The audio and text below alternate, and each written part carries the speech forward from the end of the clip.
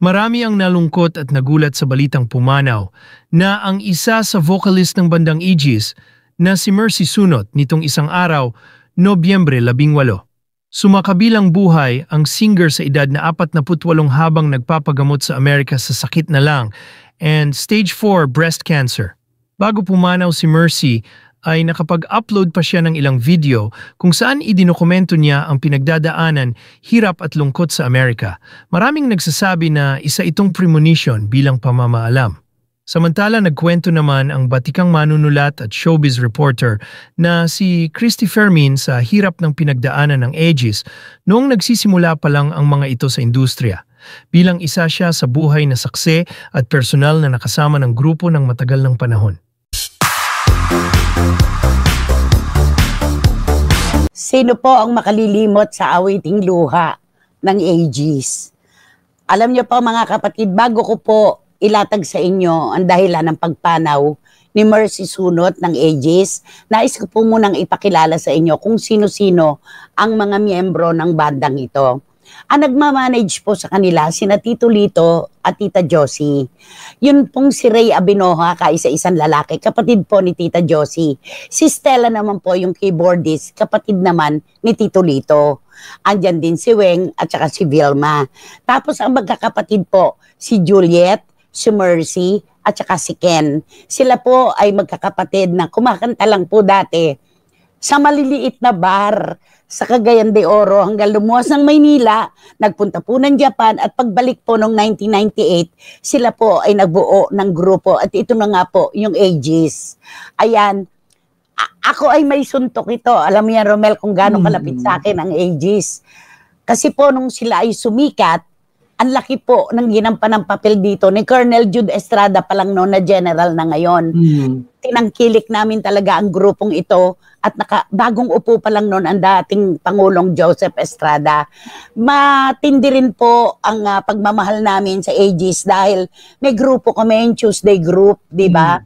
Tuwing Martes po, nagpupunta po kami sa Joker Bar and Club dyan po, sa Cubao. Kasama po namin ang Aegis. Dinadala ko po sila sa malalayong probinsya at sa mismong nayon po namin ay pinag-perform ko po sila. Yun po ang gabing hindi ko malilimutan.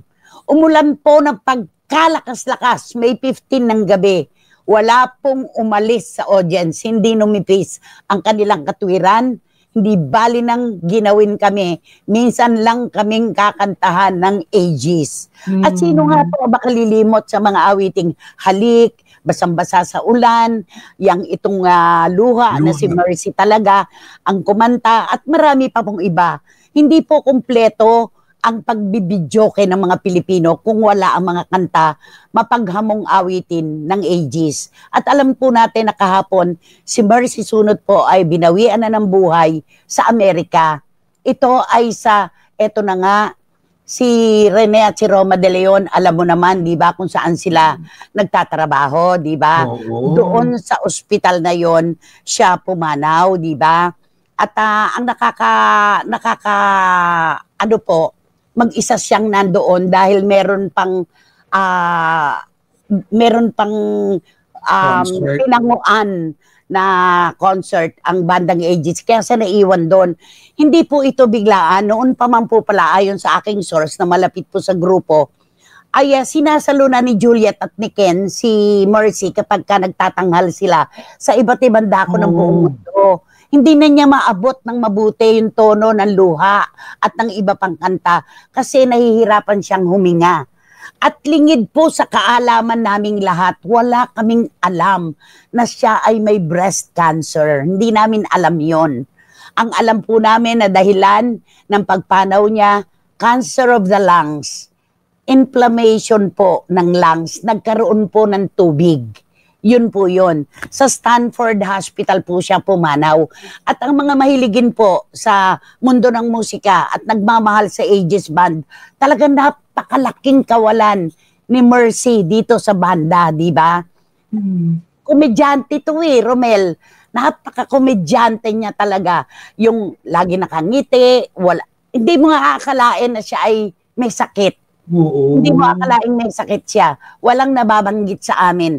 kahit sino sa kanila. Grabe, grabe talaga.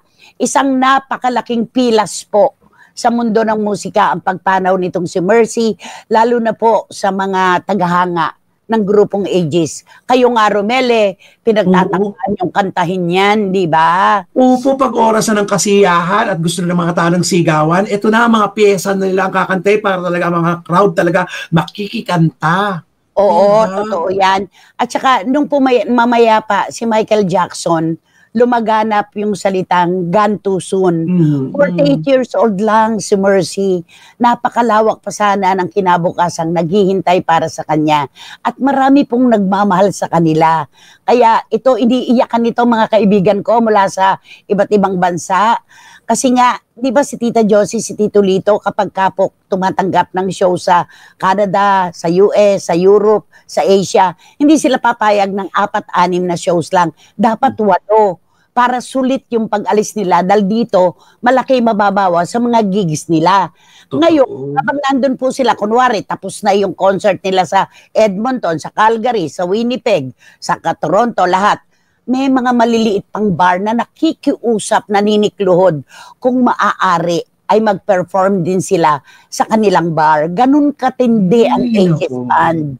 Oo, tama ka, Ching Bautista Silverio, nakikiramay siya sa buong pamilya, gone too soon. Totoo yan. Totoo. At sabi niya, Stanford Hospital, the best cancer hospital in the Bay Area. Glad that my husband used to work there and took care of some patients. Ching, doon din ang mga pamangkin ko, si Rene at si Roma de Leon sa Stanford. At malapit lang ang bahay nila, Ching, dito sa Stanford Hospital. Napakagaling na ospital nito.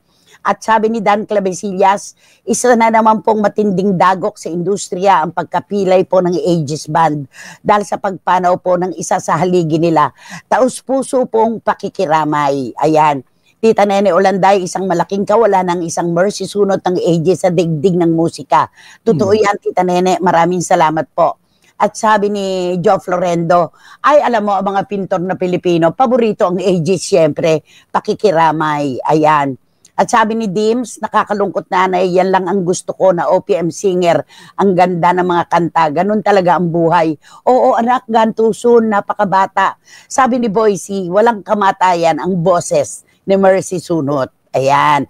At si Juliet, ang pinakamatindi, yun yung kapag dumapa na, dito siya kumukuha sa kanyang balakang. Oo. Si Mercy, niloloko ko pa pag kinakanta niya yung Total Eclipse of the Heart. Lagi kong biro sa kanya yan. Anak, hindi ko maintindihan yung lyrics mo. Sabi ko, kasi di ba para siyang humal? Para siyang humal kung kumanta. Pero mataas ang tono. Timbre. Ang timbre. Sasabihin niya, Nay, okay na yun. Mahalaga na itawid. Komedyante to si Mercy. At yan, nakakalungkot lang talaga. Sabi ni John, hindi ako mapag-appreciate na masyado sa mga musikerong Pilipino. Pero ang Aegis, kinakanta-kanta ng tropa yan kapag may inuman. Opo, totoo yan. Kahit saan, basta't may inuman, may videoke, may Aegis, di ba? Laging present sila sa lahat ng okasyon. Lahat din natin ng okasyon. Oo, nag-birthday siya, nag-iisa siya. Nag-birthday ang anak niya, 13 years old, nag-iisa, wala siya. At sabi niya, napakahirap po talaga ng buhay sa Amerika kapag nag-iisa ka. Kasi nagpapagamot na siya Kailangan siyang operahan. Pero fighter siya na no? Lumaban siya mag-isa na hindi siya talagang alam mo, Romel, yung mga napapanood nating videos ngayon na parang ikinukwento niya, yung pinagdadaanan niya, inipon niya yon. Sabi ng aking source, inipon niya yon. Inilabas lang niya, ilang araw na ang nakararaan. Inilabas niya. Alam mo, ako'y naniniwala sa ganun Alam ng magpapaalam kung kailan tapos na ang kanyang buhay sa mundo. Maraming pagkakataon pwede naman niyang i-release yung mga video na ginawa niya. Pero bakit unti-unti sunod-sunod niyang inilabas? Pamamaalam na pala yun. Diba? Basta tayo, nakikiramay tayo sa pamilya Sunot ng Cagayan de Oro. Wala pa po akong impormasyon kung iuuwi dito ang kanyang mga labi o ikikremate sa Amerika at iuuwi dito ang urn niya. Hindi pa po ako nakakakuha dahil pinag-uusapan pa raw po ng pamilya. Isang napakalaking pilas po ito sa aming puso at sa mundo ng musika. Kay kapatid na Jerice David, ako po na unang nalaman, idol na idol po niya si Mercy. Grabe ang bata po niya, nay. Taos-pusong pakikiramay po. Totoo yan, lahat kami ng mga reporters. Hindi mawawala ang piyesa ng AJ sa mga videokehan, gaya ng My Way. Pero importante, maabot ang tono ng mga kanta nila. Sabi ni Boycie Caragay, okay? Muli po ang aming pakikiramay sa lahat po ng mga iniwan ng aming mahal na kaibigang si Mercy Sunot. Ayan, alam mo, nung birthday ko sa Joker, kinanta niya sa akin. Talagang kinanta niya sa akin yan. Kaya nagdurugo ang puso ko. Ganun naman talaga tayo, di ba? Sabi ni Salvi Aquino, totoo raw po. Kapag magpapaalam na, gaya ng tatay niya, alam kapag mawawala na. Totoo po yun. Yung Merida, paniwalaan po natin yon. Yung Merida, lalo na kapag nagpapauwi na, yun na po yun. Okay?